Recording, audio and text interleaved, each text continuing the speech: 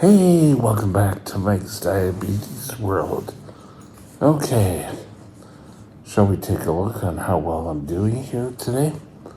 We're at 7.1 and midday calibration. So we're waiting for dinner. Got lots of time before dinner to calibrate. Okay, I did spike a bit today, but only for a very short time and came back down. So it looks like a pretty good day. From yesterday, which is, I was still coming down after being high for most of it. Wasn't a great experience altogether. But if we move it along, we take a look here, 93%.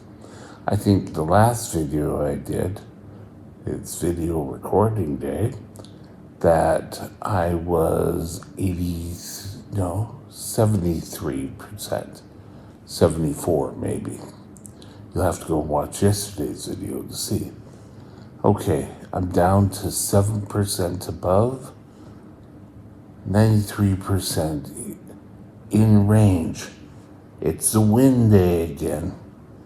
Average blood sugar is sitting at about 7.9. I think that's a pretty good win.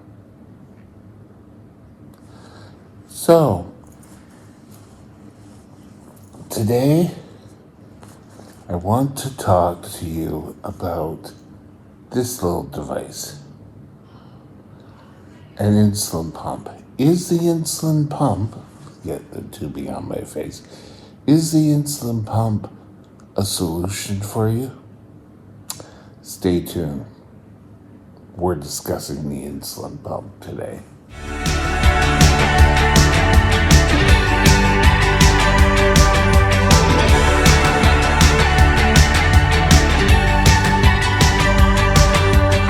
This channel is provided for informational purposes only.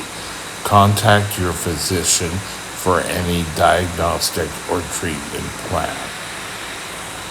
Now, as many of you know, I am an avid supporter of an insulin pump. But does that mean everyone needs an insulin pump?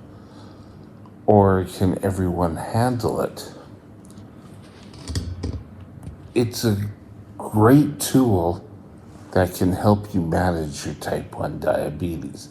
It's going to be more of the gold standard. While there's nothing wrong with shots if you're able to keep control, don't feel you have to be forced into this unless your doctor suggests it and comes up with good reasons why you need an insulin pump. Now, first of all, insulin pump isn't going to solve everything. I've said it before when I talked about the Medtronic pump. There's the Omnipod, there's another one out there. I can't think of the name right now. But if you think this pump's going to do it all and you don't have to worry about anything, I'm sorry, you're going to have another surprise coming to you. Because you need to work the insulin pumps. I don't care whether you have the one on your arm or any of the other models. An insulin pump success is only going to work if you utilize it. Now, my best solution, just going to try to hold it there we go, is that you use the pump all the time. If you've decided that the insulin pump's right for you or your son or your daughter, they should be using it the whole time. Minus you can take it off if you're going to play sports, or you can find ways of taping it to your body or using a pouch, an arm pouch. There's always ways of getting around that. People I know have used them in the shower. They're pretty well waterproof. I don't. I disconnect and figure out how much time is needed after. I don't know what that is. Now, the first thing is going to be your age. Are you, or is your son or your daughter or you over the age of 5? I think 5 is a good age. You're starting to understand. Now, with kids, yes, you can put locks on them. And I mean internal locks that you would have to pass or put in a passcode or something along those lines. You don't want your son or your daughter playing around with it and giving more insulin. Some diabetics are more mature than others at different stages. Does your son or your daughter need to be at that stage where they can take care of their own diabetes, or are you still doing it? That's a discussion you're going to have with your doctor. It doesn't matter what kind of pump you have, they all work the same. Now, with the newer pumps and with the Medtronic 780G pump, is the one I have here, is that you kinda have to let it do its own thing. Now, when you first get your pump, this model, you'll have to go through a warm-up time, which I believe is about 72 hours of you wearing the pump and using it in what they call manual mode. It'll then, if you have the sensor hooked up with it, it'll switch over into auto mode, and they just did a video on this, but you're still going to have to do finger pokes. This isn't going to solve everything. It may solve a lot of issues if you're having highs or lows, but it won't do it all. Now, your doctor or your diabetic nurse will set alarms. And these alarms are designed for you to be alert that you're either dropping, you're going high, and it's not kind of like you can, oh, well, I'll just turn it off at night. You turn it off, you're going to have your blood sugar go. You have to be committed to using the pump to get the benefits out of it. If you're thinking that the pump will give you total blood sugar and you'll just be totally perfect, you're not going to be that way. I know recently I had a DKA experience, and I've talked about this on this channel before. I had the pump with me. The doctors did not understand why the pump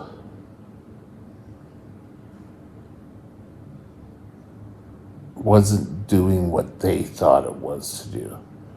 My blood sugars were still high, and I had trouble coming out of DKA. Immediately they said, this is broken. They didn't understand how the pump worked. Luckily, we got a new pump, and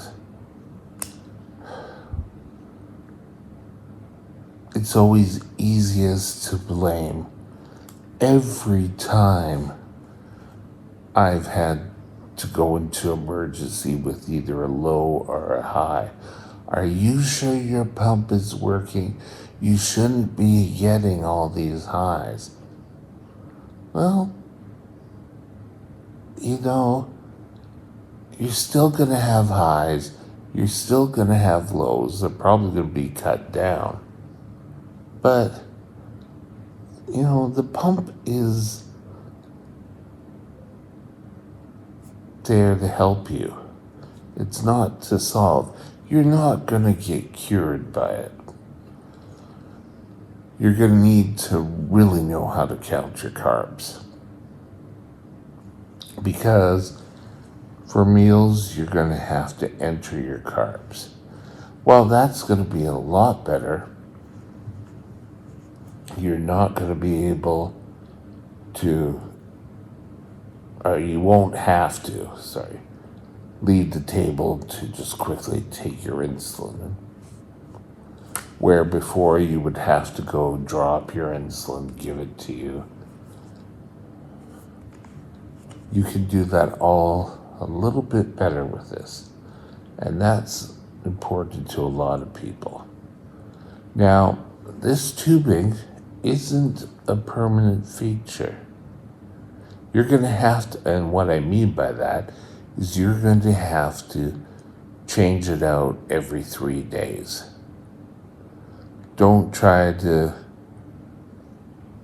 modify how long you can use this. The longer you leave it in your skin after the 3 days, the more chance of infection and your site will start to hurt. If your site starts to hurt, you're going to have to change it. And you can get pretty quick at it. They can be worn in many places. Now, I've seen other creators, diabetic creators, put their Omnipod right here. I don't think I could do that. I don't have enough fat underneath the skin. I could probably put it there, but they don't suggest that. They suggest the upper arms, the stomach, but make sure you're rotating your sites. That's not going to go away. Just because you're on the pump does not mean rotation goes away. You're going to need to be secured. You're going to need to keep up. You're going to have to carry with you. And you can do this in a little bag, in a briefcase, or in a purse. Take what you need for a pump change and have it with you. Because if you get disconnected, you have 2 hours in order to get this set and ready to go.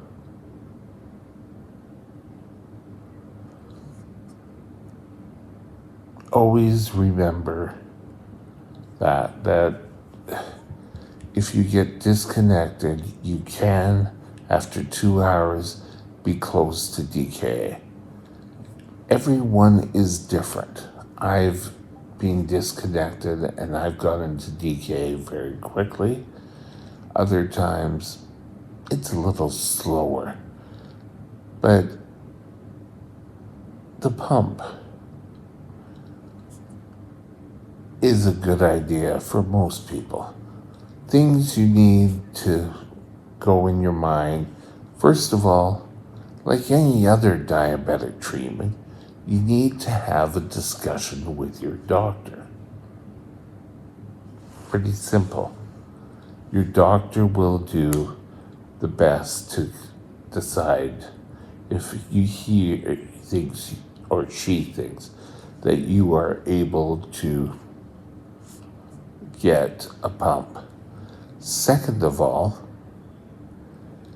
you need to understand what is totally involved.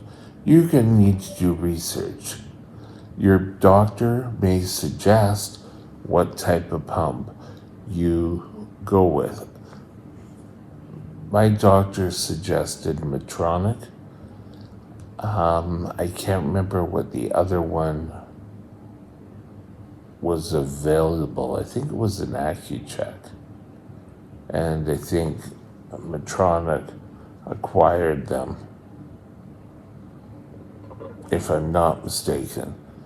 But there's now the Omnipod, and there are so many other choices of pumps. You need to look at them and decide which one's right for you. You're going to need to get a prescription. They're not going to just sell you a pump. Pumps can be $8,000 plus. If you don't have insurance, you're going to have to lay out that money. Different models have different price tags. In British Columbia and most Canadian provinces, the pumps are covered by our pharmacare. In the States, it'll probably be your private insurance companies. But if you're a person who's with it, if you're thinking for a parent or someone else who is suffering from dementia, I don't know if the pump is the right solution for them. I've been on the pump for well over 20 years. I think it was around 2004. No, I think it was around 1999 when I started to use a pump. And then I went off it, and then I started it back up again. And then after years of not going to diabetes education, I went back and I took my pump with me, and I was so proud I had an insulin pump. They asked for the pump the minute I got into the education center, and they wanted to download it. They couldn't download my pump. My pump was so old by then. But through the help of the diabetes center, we were able to get a pump, and this is my 4th pump since then. But it's a great addition for myself. Have a discussion with your doctor. Do the research. See if your insurance or you qualify for insurance through your doctor, your province, your private insurance.